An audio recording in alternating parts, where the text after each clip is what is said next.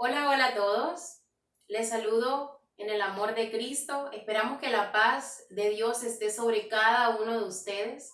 Mi nombre es Lilibet Martínez y en esta hora vamos a hablar sobre la persona que describimos hace unos minutos atrás, sobre Jesús, nuestro amado, nuestro príncipe de paz, nuestro gran y fiel amigo. No sé cómo lo llamas tú. Yo lo llamo el deseado de las naciones. Y para eso vamos a tocar tres puntos bien importantes y los he titulado así: un deseo, una compasión y la paz del cielo. Para el primer punto vamos a estar leyendo en el libro del profeta Ageo, capítulo 2, verso 7, y leemos bajo la bendición del Padre, del Hijo y del Espíritu Santo. Y dice: y haré temblar a todas las naciones, y vendrá el deseado de todas las naciones, y llenaré de gloria esta casa, ha dicho Jehová de los ejércitos. ¿Qué es un deseado para ti? ¿O qué es un deseo? Un deseo se relaciona con una esperanza, con una necesidad de ser suplida, algo que necesitamos que se cumpla. Yo, por ejemplo, tengo el deseo de viajar, tengo el deseo de disfrutar cada día de mi vida, tengo el deseo de ser presidenta de Colombia. Por ponerles ejemplos, cada uno de ustedes tiene una lista de innumerables deseos que comprenden todos los ámbitos del ser humano. Y eso no está mal, está bien tener deseos, tener sueños. Pero, ¿será que una nación puede tener un deseo en común? Todos los integrantes de la misma nación desear lo mismo. De pronto que se levante alguien, que haya un líder a quien seguir, o que de pronto los sueldos aumenten, que de pronto la canasta familiar baje. Es un deseo que todos tenemos, ¿verdad? Un deseo de justicia, un deseo de que vengan a hacer justicia sobre esta nación. En este libro de Ageo encontramos un contexto un tanto triste porque el pueblo de Israel había sido cautivo durante 70 años en Babilonia.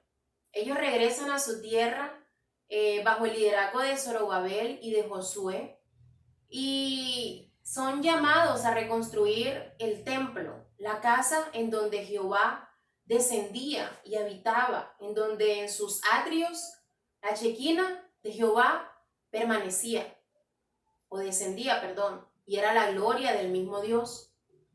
Cuando ellos empezaron a construir con madera o con ciertos materiales ese templo, y se preguntaban a los más ancianos que si había punto de comparación entre este templo y el que habían conocido anteriormente, y no eran nada iguales. Este estaba muy por debajo, porque no tenía la misma decoración, no tenía los mismos materiales, no tenía de pronto el mismo placer, no producía el mismo placer al verlo. Era, en ciertas palabras, una vergüenza para el pueblo de Israel. Ellos se desaniman para construir este templo y se levanta el profeta Ageo en los capítulos anteriores a hablarle a Zorobabel, el líder de Israel en ese momento, a darle palabra de Dios y a decirle que ellos debían esmerarse, tener ánimo, debían hacerlo, porque era la casa en donde Jehová Dios iba a permanecer. Cuando ya construyen o están terminando los últimos detalles, los últimos retoques, viene nuevamente la palabra de Dios a través del profeta Ageo y dice: porque así dice Jehová de los ejércitos, de aquí a poco yo haré temblar los cielos y la tierra, el mar y la tierra seca, y haré temblar a todas las naciones, y llenaré de gloria esta casa, ha dicho Jehová de los ejércitos. Vendría el deseado de las naciones, vendría el que ellos anhelaban, el Mesías, el que iba a darles la libertad por siempre. Pero antes de eso iba a acontecer algo. Él haría temblar a todas las naciones, no solo por los terremotos que ocurren en nuestra tierra, por los desastres naturales, por los sismos, por los tsunamis, por todas estas cosas que hacen estremecer la parte física de la tierra. No solamente tiene ese sentido, también Dios tiene el poder de estremecer la economía de las naciones, tiene el poder de estremecer el aspecto social, el aspecto humano, la conciencia, la ideología que se ha creado el ser humano, y lo está haciendo en este tiempo. Ha estremecido de una manera sin igual, no ha tenido precedentes. Nuestros abuelos, y en los libros de historia no se relata o se comenta sobre una situación parecida a la que estemos viviendo hoy. Está Dios estremeciéndonos, no para que cuando acabe esta situación volvamos a tener un desánimo en nuestras vidas, volvamos a ser personas sin esperanza, volvamos a ser personas sin ideales y sin deseos de justicia. No, el Señor está preparando, está manifestando su poder a través de este estremecimiento de la tierra en todos sus sentidos. Ocurren cosas muy catastróficas a nuestros ojos, cosas que no entendemos, cosas que nos sacan de nuestro confort, nos sacan de nuestras costumbres, nos sacan de lo que estábamos, ¿verdad?, acostumbrados a hacer en nuestro diario vivir. ¿Está el Señor estremeciéndote en este tiempo? ¿Te has puesto a pensar el propósito de todo esto? No el por qué, de pronto diciendo, Señor, ¿por qué lo haces? Sino, ¿para qué? ¿Cuál es el propósito con todo esto? ¿Qué es lo que me quieres enseñar?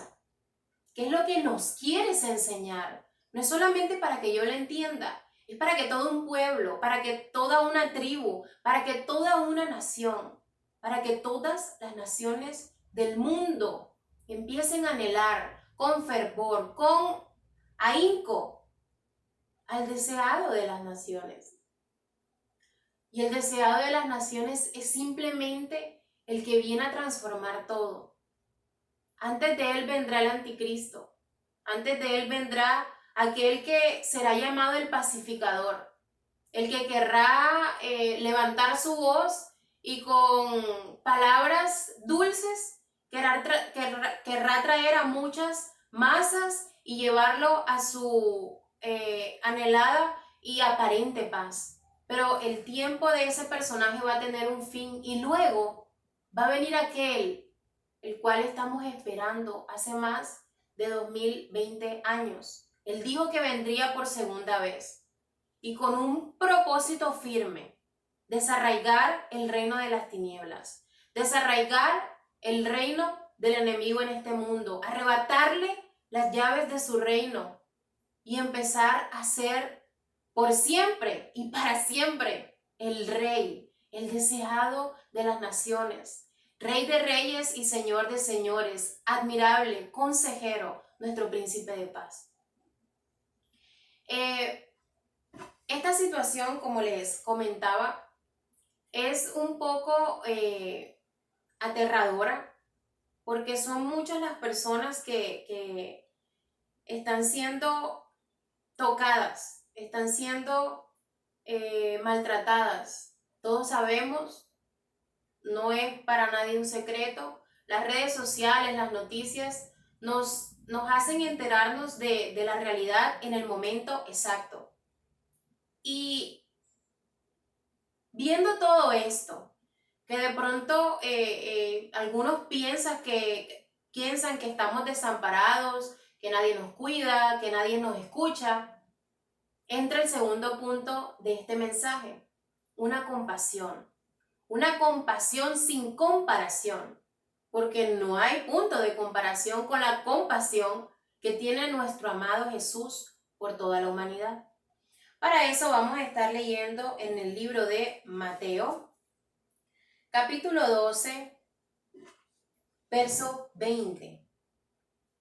Pero vamos a estar leyendo más arribita desde el verso 18 y dice así: Y he aquí mi siervo, a quien he escogido, mi amado, en quien se agrada mi alma. Pondré mi espíritu sobre él, y a los gentiles anunciará juicio. No contenderá ni voceará, ni nadie oirá en las calles su voz. La caña cascada no quebrará, y el pábilo que humea no apagará, hasta que saque a victoria el juicio, y en su nombre esperarán los gentiles. En esta porción de la palabra se cumple una profecía que ya había referido Isaías, el profeta de Israel. Él había anunciado al siervo escogido de Dios, a su hijo, al que vendría a ser el que iba a dar justicia a Israel primeramente y luego a los gentiles. Y nosotros somos los gentiles. Tú eres parte de este grupo que es llamado los gentiles o las personas gentiles, ¿verdad? A nosotros también se nos fue extendida esta promesa porque la palabra dice que Jesús llegó a los suyos, pero los suyos no le recibieron.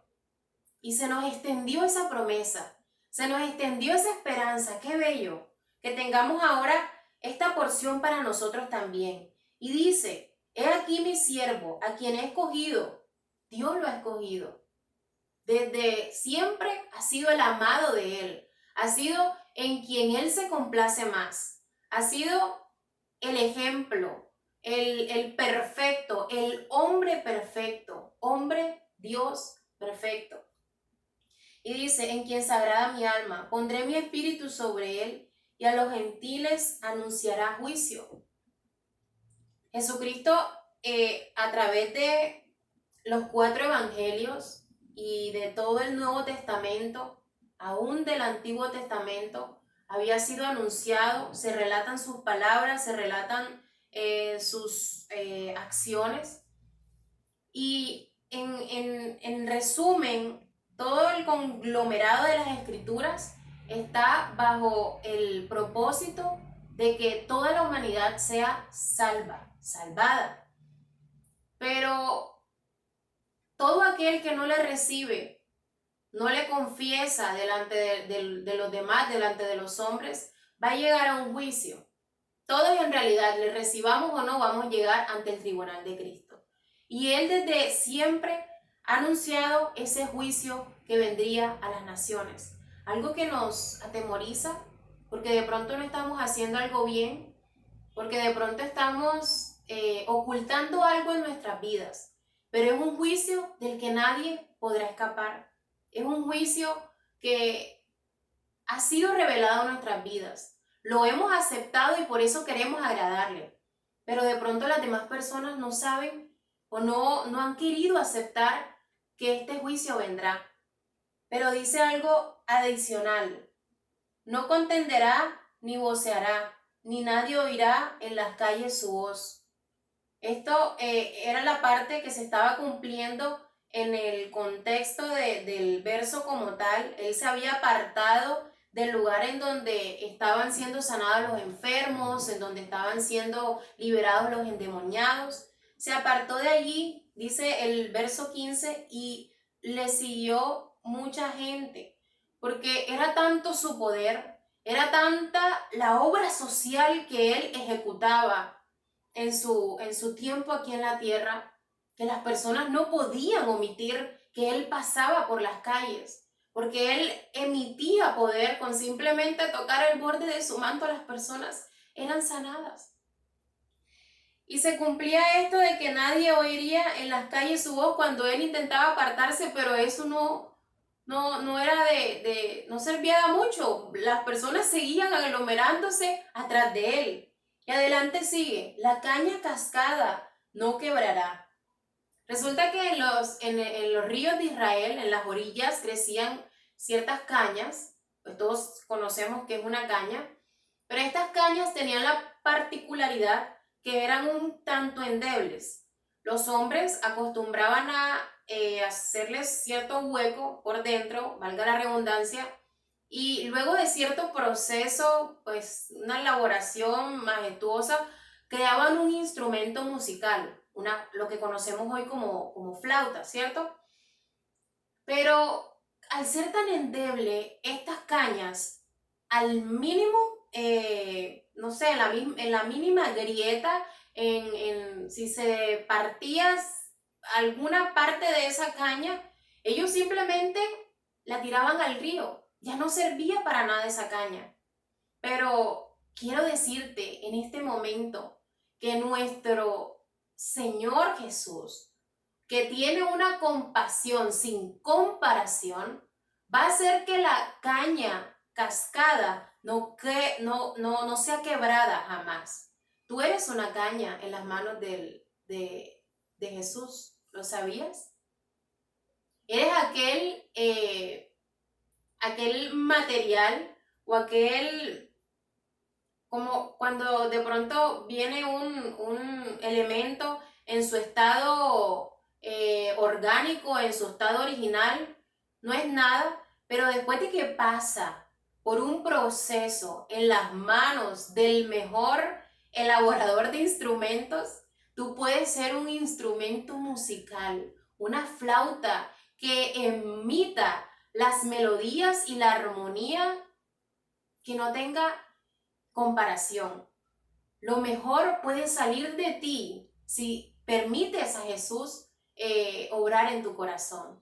Si permites que Él haga un hueco en tu corazón para quitar y para desarraigar todo lo que hasta hoy has permitido que entre a tu corazón. Luego Él lo llenaría con su dulce amor, con su compasión, con su misericordia y hará de ti un instrumento hermoso. Luego dice, y el pábilo que humea no apagará. Pábilo no es nada más que la mecha, que lo que ahora conocemos en las velas, ¿verdad? Tiene una mechita y la parte negra, la que tiene contacto con el fuego, ese es lo que se conoce como pábilo. Anteriormente en Israel, en las casas alumbraban los espacios cerrados con unas lámparas en donde colocaban aceite y esta mechita era como la que flotaba en ese aceite y constantemente debían hacerle limpieza o mantenimiento, pues se apagaba el fuego y quedaba simplemente ese pábilo emitiendo humo, ya no emitía luz, simplemente emitía humo, y es lo que aquí dice el pábilo que humeaba. Cuando tú eres tomado por Jesús, ya tú no eres un pábilo que humea y que se apaga, sino que cuando está ya a punto de dar su último esfuerzo, entonces Jesús viene a sacar luz de ti. La palabra dice que nosotros somos luz, ¿verdad? En medio de las tinieblas, somos la luz del mundo, pero no podemos ser luz sin la ayuda de Jesús. No podemos ser luz sin que Él nos toque, sin que Él haga mantenimiento en esta lámpara que es nuestro cuerpo. Sin Él vamos a tirar humo y humo y humo por siempre. Pero yo quiero que Él pueda sacar de mí una luz. ¿Eso lo quieres tú? ¿Quieres ser una caña cascada, quebrada y un pábilo que humea y que se apaga? ¿O quieres ser un dulce instrumento en las manos de Jesús y un pábilo que resplandece y que es luz en medio de las tinieblas? En todo el libro de Mateo, o indirectamente sí, se puede notar la compasión de Jesús al restaurar las vidas de las personas. Específicamente en los capítulos 9, en los capítulos 14, en el capítulo 16, 15, cuando vemos que Él sentía compasión, sentía esa tristeza o sentimiento de tristeza que produce el ver padecer a alguien, pero no se queda con ese estado de tristeza, sino que dice el significado, lo impulsa a aliviar su dolor o sufrimiento, a remediarlo o a evitarlo. La compasión de Jesús era producida por ver a todas esas personas que andaban como ovejas sin pastor. En el versículo del capítulo 9, verso 36, dice, y al ver a las multitudes, tuvo compasión de ellas porque estaban desamparadas y dispersas como ovejas que no tienen pastor. ¿Cuántas personas no andan sin la dirección divina de Jesús? Sentirá compasión por todas estas multitudes que están siendo afectadas por la situación actual que vivimos. Pero no pensemos en aquellos, pensemos en nosotros mismos. ¿Estamos siendo azotados por el pánico? ¿Estamos siendo azotados por el temor? ¿Entramos en estados de crisis, de aburrimiento?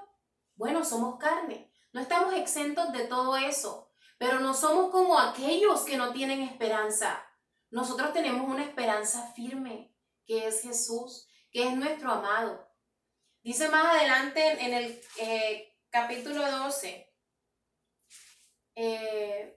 verso 27, y si supieres qué significa misericordia quiero y no sacrificio, no condenaréis a los inocentes. Al ver la compasión de Jesús, nosotros no nos podemos quedar simplemente recibiéndole su compasión, sino que también debemos dar compasión a los demás. También debemos nosotros poder experimentar ese sentimiento que Jesús experimenta y poder querer sanar al resto, poder querer levantar al que está caído. Y ahí es cuando nosotros tenemos que llenarnos más de la poderosa palabra de Dios para poder dar al resto, ¿cierto? Luego en el capítulo 14, verso 14 dice, y saliendo Jesús vio una gran multitud y tuvo compasión de ellos y sanó a los que de ellos estaban enfermos. Cuando se le aglomeraron 5,000 hombres, sin contar mujeres y niños, y los vio que estaban a espera de un milagro, estaban a espera de que aconteciera algo sorprendente en sus vidas. Él sentía compasión y él no podía simplemente quedarse de manos cruzadas. En ciertos tiempos subía al monte a orar, se apartaba y tenía intimidad con Dios Padre. Pero en la mayor parte de su ministerio público empezó a ejecutar esa compasión, esa obra social que necesitamos de parte de todos los que conocemos la verdad.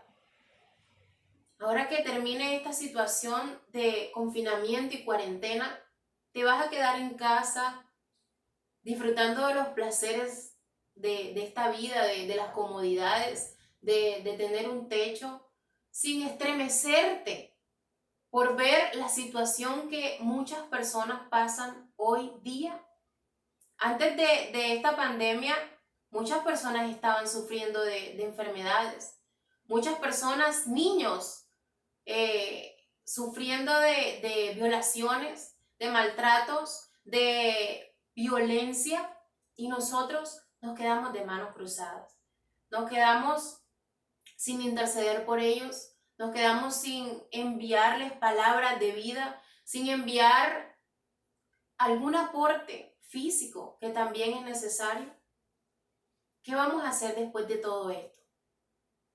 Es una palabra que ha llegado a mi vida como confort, como restauración, como refrigerio en medio de este momento. Ha llegado a mi vida el sentir que Jesús es el deseado, es lo que necesita esta nación, pero también ha llegado para que tanto ustedes como yo no nos quedemos de brazos cruzados, sino que empecemos a accionar de acuerdo a cómo Jesús accionaba, dando palabras de aliento, diciendo constantemente, ten ánimo, no te desanimes.